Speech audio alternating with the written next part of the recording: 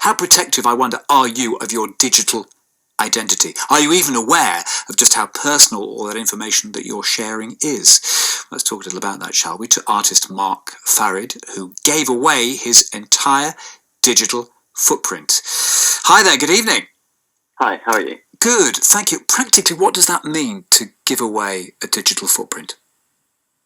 Well, it was my thought process and the closest way I could come to deleting my digital footprint, because we don't own it. And so by giving it away, I felt that by people using my accounts, it's one, I'm unable to get onto it because people have changed all the passwords, because I gave away my Facebook, Twitter, just the Apple ID, online banking, everything in between. So once someone changes those passwords, then I can't get onto them. But then also they're writing over that.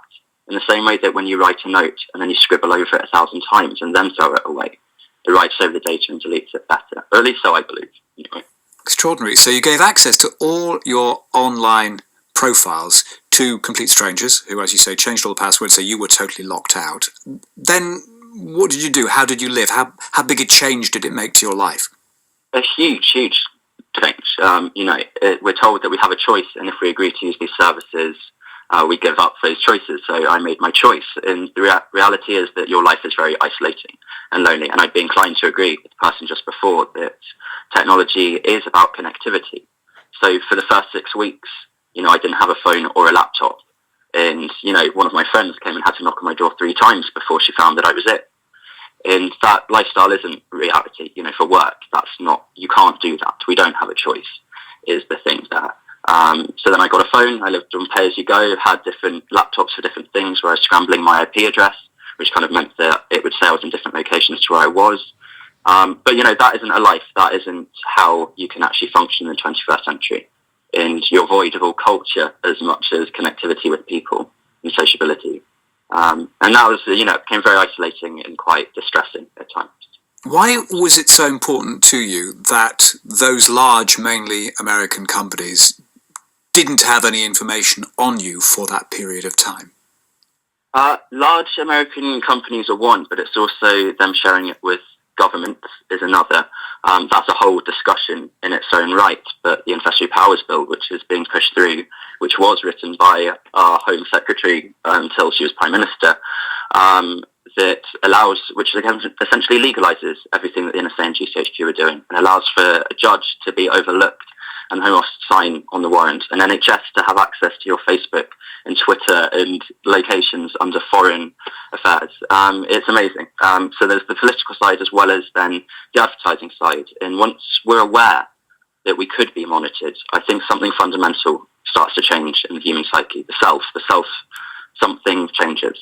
Did you think it does? Because, we've all read what Edward Snowden and heard what he had to say. People are now aware of just how much access to their personal lives governments have.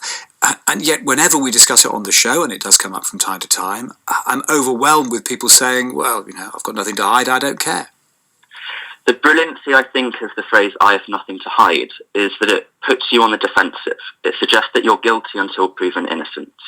And, that isn't how 21st century Britain at least works. You're innocent until proven guilty, and you should never have to prove your innocence. How long did you manage to stay off-grid, as it were? Well, technically speaking, I was never fully off-grid. I live in the 21st century, so there is some data being collected. But I did it for 6 months, which was always my aim. And I was very, very happy to come back to technology. Not social media, but technology. And are you going to do this again? Absolutely not. Although in September I am doing an exhibition where I am broadcasting my entire digital life. From the 1st September to the 1st of October, Excelli Art House in London, I'll be broadcasting my text messages, my locations, my phone calls, my emails, my work emails, my personal Facebook conversations. Everything will be uploaded in real time, anything that uses the internet. And it's to see then how do I start to self-censor once I know that every bit of my digital life, which does include my phone, which is in my pocket. So if you're an Apple user, for example, go to your location services, look at your frequent locations, which is automatically turned on. Google it, how to do it, frequent locations on Apple iPhone. And it's amazing how much your phone is tracking your locations, even titling your location home and it'll tell you down to the minute when you've been there. And that personal data, that data is incredibly personal, and the potential usage of that is the worrying thing. And the Investor Powers Bill, in terms of its future-proofing, which is a phrase used to allow for the future, but really what it means is you make it quite open. The potential is there, and that's my worry and concern. Mark, we will call in again, I suspect, between the beginning of September and the beginning of October to see what you're up to. Really great to have you on the show tonight. Thank you so much. That's artist Mark Farid, who gave up all his passwords for a period of 6 months, just allowed anybody to do what they wanted, and he went as much as he could off grid.